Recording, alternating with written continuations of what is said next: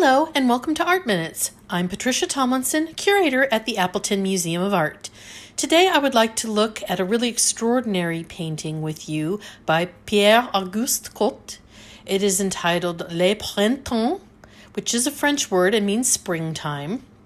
When we look at the painting as a whole, we see a very charming young couple. Their eyes are only for each other, sitting on a rope swing in a very lush, beautiful forested landscape. Behind them and slightly below is some type of sinkhole or swimming hole with water in it. And behind them, further back in the picture plane, you can see birch trees, you can see oak, and just a teeny bit of sky off on the upper left-hand corner. At their feet are various flowers, and I wanted to look at that a little more closely with you too. Right at the bottom left by their feet is an iris plant, but on that iris is a small dragonfly. And above them, just above their heads, are two butterflies. Of course, all of this is pointing to verdantness, spring, renewal, and rebirth. When we look closely at the young couple's faces, as I mentioned earlier, they only have eyes for each other, and she is entwined around him with both of her arms around his neck. He looks down adoringly at her, and she has a rather coy expression. It's a very sensuous painting, and I want to talk to you about that too. As we can see, the female figure has very sheer clothing, and you can see her entire body beneath it. This would have been extremely scandalous in the 1800s, and it would have been extremely improper for a young woman to be visualized in this way. And this makes me fairly certain that this young woman is actually a metaphor for springtime itself.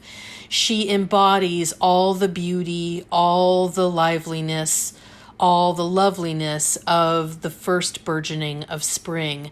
And also, I think this points towards Locksley Hall by Alfred Lord Tennyson.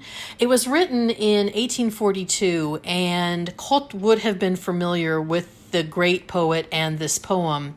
And one of the lines in this poem seems particularly telling in conjunction with this painting.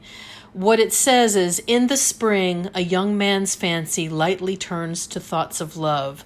So it is possible that he was thinking of this line from the poem, how spring itself is full of life and promise and rebirth and renewal. Additionally, I wanted to talk a little bit about Cot and his painting style.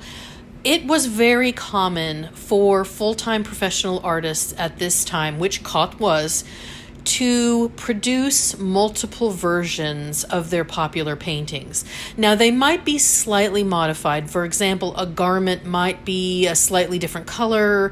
Some of the trees in the painting might have been slightly different, but it was very common for them to produce multiple versions of a painting, and springtime is no different.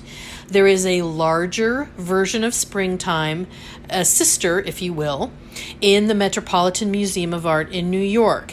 These type of highly romantic paintings set in a idealized Arcadian setting of some sort were extremely popular both abroad and the United States, and were collected avidly.